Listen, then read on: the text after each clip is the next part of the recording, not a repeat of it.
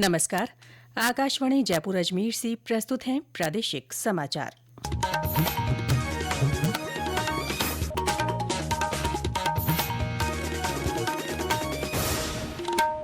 मुख्य समाचार। मुख्यमंत्री भजनलाल शर्मा आगामी बजट के लिए 16 जनवरी से हितधारकों के साथ प्री बजट चर्चा करेंगे। बजट के लिए अब तक 75,000 सुझाव मिले। जयपुर जिले में रास्ता खोलो अभियान के तहत वर्षों से बंद पड़े 400 रास्ते समझाइश से खुलवाए गए। राज्य में तापमान में बढ़ोतरी से कड़ाके की सर्दी से राहत। बीकानेर संभाग में आज कहीं कहीं बारिश के आसार। और मकर संक्रांति के उपलक्ष्य में होने वाली पतंगबाजी में सिंथेटिक और चाइनीज मांझों पर प्रतिबंध लगाया गया।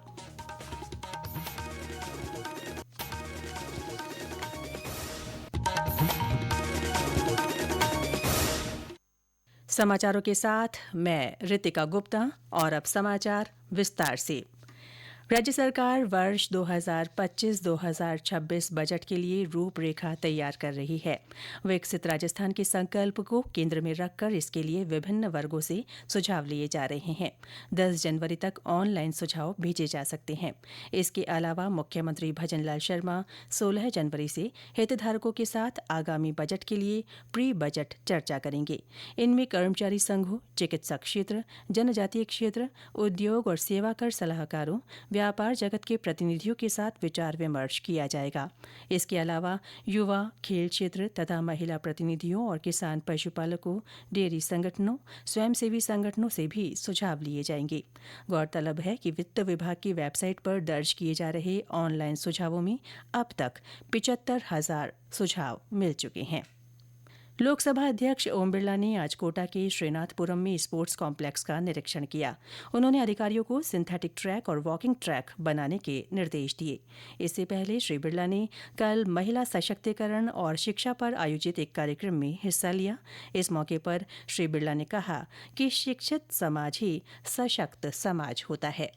जिस तरीके से एक फूल अकेला रहता है, लेकिन वो फूल अगर माला में पिराया जाए तो वो माला हमारे जीवन को, हमारे संस्कारों को नई दिशा देती है।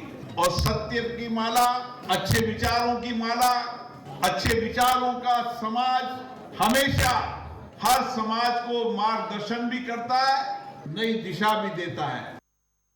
जयपुर जिले में चल रहे रास्ता खोलो अभियान के तहत बरसों से बंद पड़े 400 रास्ते खुलवाए गए हैं।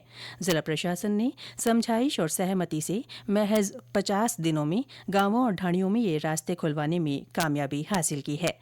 अभियान की नोडल अधिकारी सुमन परवार ने बताया कि पिछले एक सप्ताह में 47 रास्ते खुलवाए गए।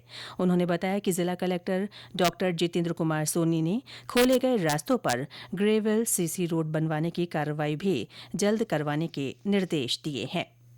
जम्मू कश्मीर के बांदीपोरा जिले में सेना का ट्रक खाई में गिरने से कल 4 जवानों की मृत्यु हो गई।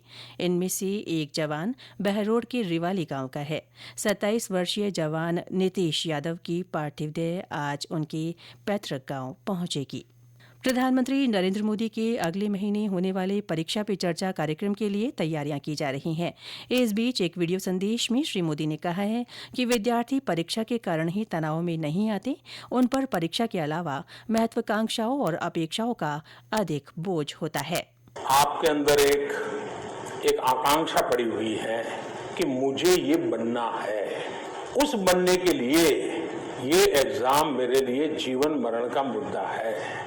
अगर मैं विफल रहा या विफल रही तो आगे के सारे दरवाजे बंद हो जाएंगे। आपको एग्जाम की सफलता का टेंशन नहीं है।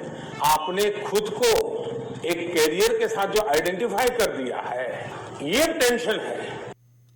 केंद्रीय सूचना और प्रसारण मंत्री अश्विनी वैष्णव ने विद्यार्थियों से आग्रह किया है कि वे परीक्षाओं का तनाव लेने की बजाय उसके लिए जुनून पैदा करें। उन्होंने नई दिल्ली में एग्जाम वॉरियर्स आर्ट फेस्टिवल में बच्चों के साथ बातचीत में कहा कि सिने अभिनेता और खिलाड़ी अपने काम के प्रति जुनून के कारण अच्छा प्रदर्शन करते हैं। चाहे विराट हो, चाहे रोनाल्डो हो, चाहे मेसी हो, ये सब भी दिन रात एग्जाम देते हैं। क्या वो टेंशन में होते हैं? ये उनका पैशन है, उसको काम की तरह नहीं लेते हैं वो। मेरे जब एग्जाम होते थे, एग्जाम से एक दिन पहले मैं सोचता था कि आज चलो फिल्म देखने चलो। जब आप साल भर पढ़ाई कर लो, साल भर काम कर लो, साल भर उसकी तैयारी कर लो, तो एग्जाम का टेंशन एकदम खत्म। ये समाचार आकाशवाणी जयपुर अजमेर से प्रसारित किए जा रहे हैं। प्रादेशिक समाचार बुलेटिन आप हमारे एक्स हैंडल @AIRnews_जयपुर, YouTube channel Rajasthan AIR news और फेसबुक AIR न्यूज राजस्थान पर भी सुन सकते हैं। साथ ही आप हमारी वेबसाइट news.on.air.gov.in पर भी समाचार सुन सकते हैं और संबंधित फोटो तथा वीडियो देख सकते हैं। राज्य में तापमान में बढ़ोतरी से कड़ाके की सर्दी से राहत मिली है। मौसम विभाग के अनुसार विभिन्न स्थानों पर तापमान में 2 से 4 डिग्री सेल्सियस की बढ़ोतरी दर्ज की गई है। हालांकि बाड़मेर, भरतपुर, करौली और चूरू सहित कई स्थानों पर घने कोहरे का असर बना हुआ है। मौसम विभाग के अनुसार नया पश्चिमी विक्षोभ सक्रिय होने से बीकानेर संभाग में आज कहीं कहीं हल्की बारिश के आसार हैं।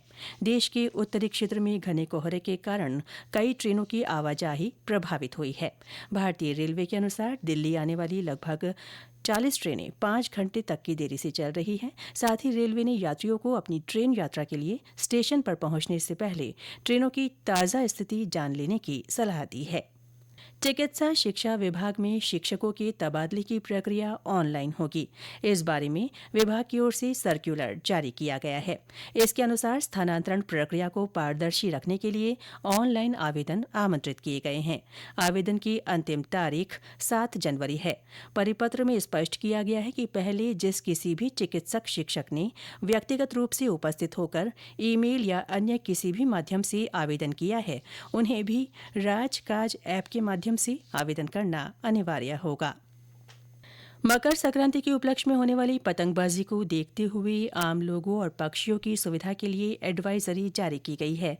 पशुपालन, गौपालन और डेयरी विभाग के शासन सचिव डॉ समित शर्मा ने इस बारे में जिला कलेक्टरों को पत्र लिखा है कि मकर संक्रांति पर्व पर पतंगबाजी के दौरान दोपहिया वाहन चालकों और पक्षियों को जान का खतरा होने की आशंका रहती है।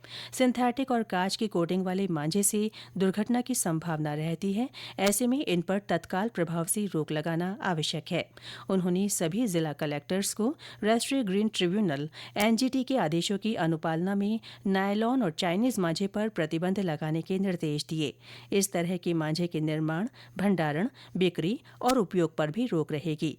डॉ शर्मा ने कहा है कि एनजीटी के प्रतिबंधों के बारे में विभिन्न प्रचार माध्यमों से आम जन के बीच में व्यापक प्रचार प्रसार कराया जाए। उन्होंने सभी जिलों में मकर संक्रांति के अवसर पर पशु पक्षी चिकित्सा शिविर लगाने और हेल्पलाइन नंबर जारी करने के भी निर्देश दिए हैं।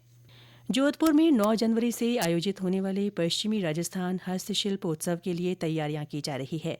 10 दिन चलने वाले इस उत्सव का आयोजन लघु उद्योग भारती और जिला उद्योग केंद्र की ओर से किया जाएगा। हमारे संवाददाता ने बताया कि मेले में 20 राज्यों के हस्तशिल्पी हिस्सा लेंगे। जोधपुर हस्तशिल्प उत्सव विगत 34 साल से लगातार शहर में उद्योग, हस्तशिल्प और व्यापार की एक प्रमुख धुरी के रूप में बनकर उभरा है। ये न केवल एक मेला है, बल्कि बिजनेस टू बिजनेस और बिजनेस टू कंज्यूमर, उन दोनों के बीच एक रिश्ते कायम करने का प्लेटफॉर्म है। मेले में उद्योग और हस्तशिल्प से जुड़े विभिन्न विषयों, टैक्स, नई संभावनाएं, नए वित्तीय मॉडल, उद्यमियों की समस्याओं, सरकार की योजनाओं और उद्यमियों की आवश्यकताओं को लेकर कॉन्फ्रेंस का आयोजन किया जाएगा। मेले में लगने वाली अधिकांश stall vocal for local theme को ध्यान में रखते हुए स्थानीय उत्पादों की होगी। रामेश्वर बेड़ा, आकाशवाणी समाचार, जोधपुर। अजमेर में चल रहे सूफी संत ख्वाजा मोइनुद्दीन हसन चिश्ती के 813वें उर्स में देश दुनिया से ज़ायरीन के पहुंचने का सिलसिला जारी है। उर्स में भाग लेने के लिए पाकिस्तानी ज़ायरीन का जत्था कल अजमेर पहुंचेगा। और अंत में मुख्य समाचार एक बार फिर। मुख्यमंत्री भजनलाल शर्मा आगामी बजट के लिए 16 जनवरी से हितधारकों के साथ प्री बजट चर्चा करेंगे। बजट के लिए अब तक 75,000 सुझाव मिले। जयपुर जिले में रास्ता खोलो अभियान के तहत वर्षों से बंद पड़े 400 रास्ते समझाइश से खुलवाए गए। राज्य में तापमान में बढ़ोतरी से कड़ाके की सर्दी से राहत, बीकानेर संभाग में आज कहीं कहीं बारिश के आसार। और मकर संक्रांति के उपलक्ष्य में होने वाली पतंगबाजी में सिंथेटिक और चाइनीज मांझों पर प्रतिबंध लगाया गया। इसके साथ ही प्रादेशिक समाचार बुलेटिन समाप्त हुआ। नमस्कार।